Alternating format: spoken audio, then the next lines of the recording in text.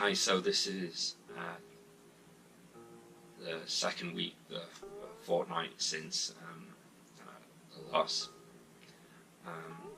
So I'm going to continue to talk about how it is. First, I'd like to actually say a big thank you to Fanny's family, specifically her brothers and mum that were here to meet Autumn, but ended up just helping us out, in this awful time. If they weren't here, I don't know how we would have coped. So, thank you so much. Especially Fanny's mum. She's still here, and helping us keep fed and healthy, because it's really difficult to focus on doing stuff like that. And she's been an incredible support for us, and all the messages of support from people and their love and condolences, they've been really nice and really touching. It's still raw, so it's hard to kind of accept the messages, but it's much appreciated that we're in people's thoughts. So with the second week, how it is that reality starts to sort of sink in, and in that the world keeps turning, even though your world has been destroyed. And one of the things that you start to realize is your finances going forward, because with death, with loss, there's you lose someone you love, but inevitably you lose money, because there's so much cost with it that it's hard to talk. No one really talks about it. We're lucky in that we had savings, to for when autumn arrived, that we had prepared, but they've always it's all been used towards dealing with the aftermath of like hospital costs and stuff like that.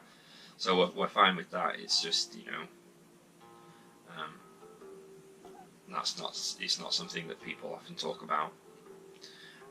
Another thing is that's really difficult is dealing with your employer, because you're dealing with people that you work with at your employer, but you're dealing with a business, and that can clash between a business and a person. Their focus is the bottom line, and the bottom line is making money. And if you can't make money for them, then that's going to cause some tension. We're lucky in that Fanny's going to be covered by her mat leave for a couple of months, so she doesn't have to go back to work straight away. I do have to go back to work next week, but it's a difficult thing to deal with employers, because business doesn't involve emotion and compassion, so it will inevitably cause tension. We're lucky in the respect that it's how it's worked out with us being on holidays. That it's not so much a holiday, but we have some time at least. But I read that in the UK if you have a loss, you get 5 days of leave. I think it's paid leave, I'm not sure, but you know, like a week or 5 days and then back to work after something like this is, in my mind, horrendous. But you know, that's just the way it is. I don't know how you would go about that. So I imagine a lot of people take a lot of personal leave, and so you know, finances are definitely a big worry, I can imagine, for many people.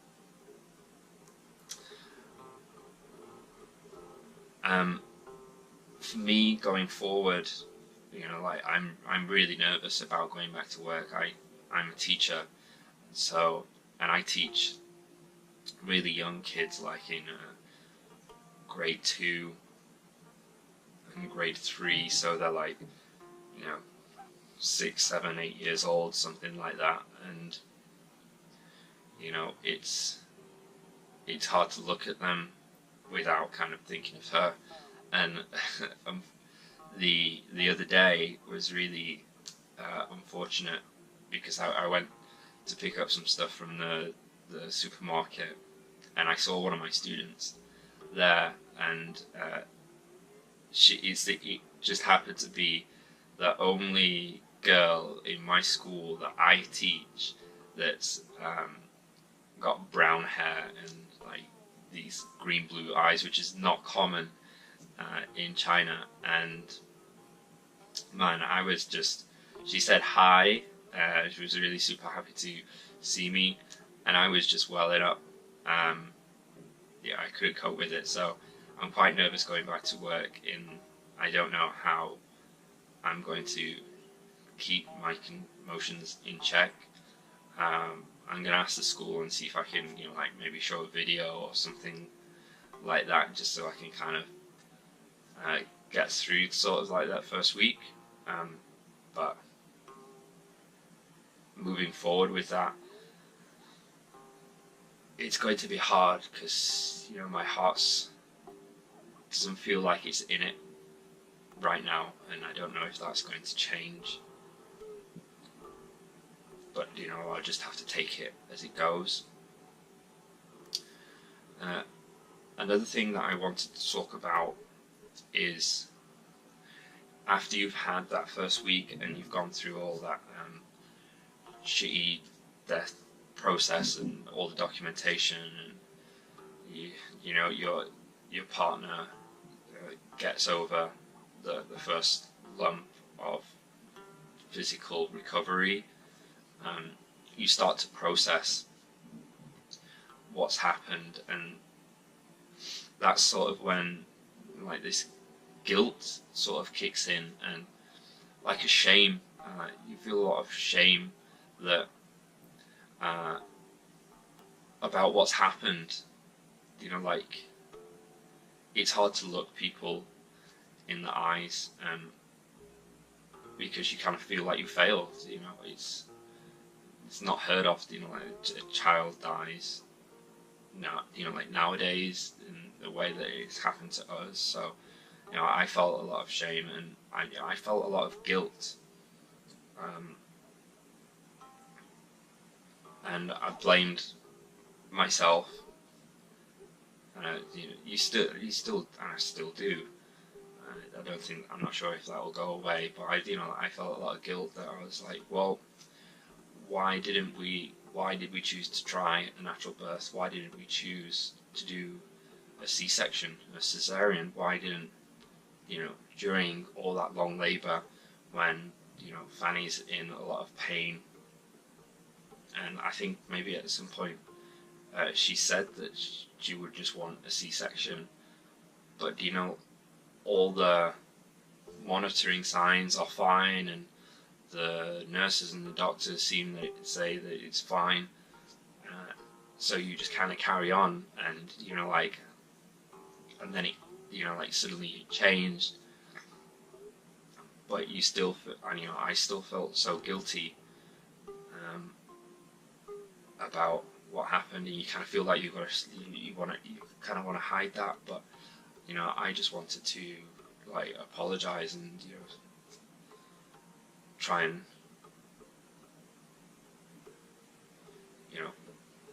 find a way back from that. And I talked with Fanny, and it turns out she was just feeling the same amount of guilt, but it was different for her. It was for her. It was more that she felt less of a mother, like she was a bad mother. That she was something wrong with her body, that she couldn't give birth normally, or which I thought was absolutely crazy and ludicrous. But for me, that's why I keep saying you have to talk about your partner with what's going on, because they will see it differently. And I think what Fanny was saying about her body was crazy and ludicrous, and she said the same thing about what I was worrying about and what I was feeling guilty about. So it's so important to talk about this and not keep it inside, because if you keep stuff like this inside, it tears you up, and it seeps out. You can't stop it anyway.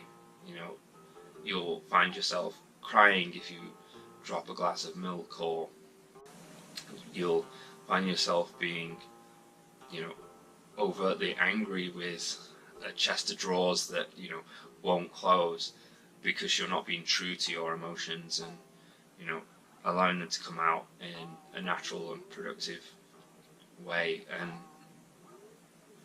I've got to say that's really helped us getting along, is that we have these long talks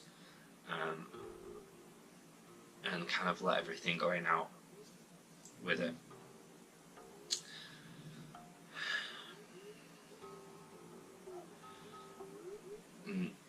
Another thing is you start to get the scope of what you've lost, because you don't just lose. I didn't just lose Autumn. I lost everything. I lost a lot of hope. I lost my future and all my plans. For example, we've got all this baby stuff now, and Fanny and I, especially Fanny, meticulously picked out everything that was tailored for her. And now, we're going to be getting rid of this, and we're going to be getting rid of it at a loss. And Fanny worries that it's not going to go to a good home, because we've invested a lot into that. And I bought the Harry Potter collection, which ashamedly I've not read, and my idea was to read these to Autumn every night, and it was something that I was looking forward to. But that's been stolen from me. I've lost that, and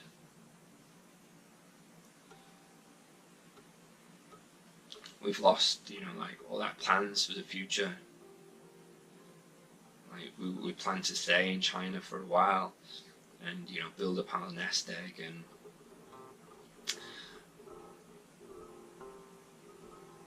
then go back to England or Canada. And I don't know if I have the heart to carry on in China. And one of the great things was being in here is how much time that I would have had to spend with her. And going back to Canada or the UK, I'm going to be having to work extra hard, because I'm not going to have that same. We're not going to be having that nest egg anymore, so I'm going to have to do more work. So if we ever do have another child, then it means I won't have that time that I feel like I would have had if we'd have had her here. So it's not just the loss of a baby, it's the loss of all these hopes, and it's a continuing thing as well. You know, you kind of think it would have been really nice, you know, that, oh, I'm watching a TV show, or, you know, I could play a game or something, that, you know, this is something that I would have thought that I would be doing with her, but I don't get to do that. And the pointlessness of it all is something that's really difficult to get over.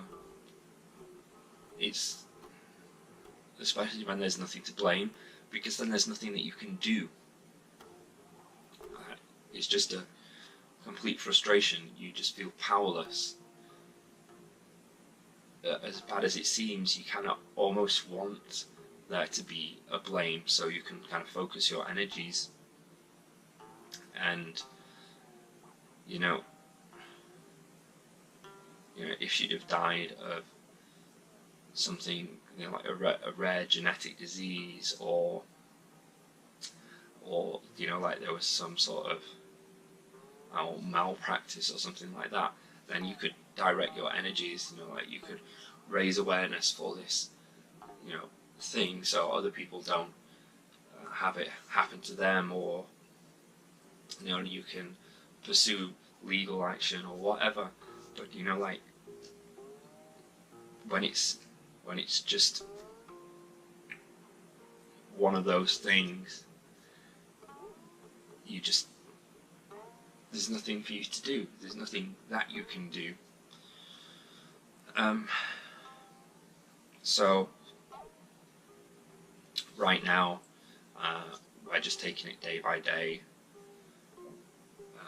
talking, like I say, really helps, and just, you know, talking about everything. Nothing's inconsequential. I've started going to the gym again, which has really helped kind of like release some of these emotions in a more productive way. And I've been thinking about, you know, ways to create, you know, some meaning from this, and like this vlog is one of them. And that kind of makes me feel a bit better, in that I'm doing something that, you know, maybe she would be proud of.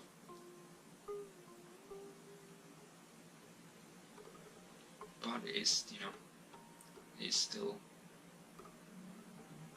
still hard, because as much as you want to do something, you don't always have the heart. But, you know, maybe this will, you know, it'll get better. I'm hoping it will. People say it will. But, yeah, at the moment, the only thing that we could do is kind of go day by day and reach out to people, talk to people, and try and find a way to accept it and keep moving forward.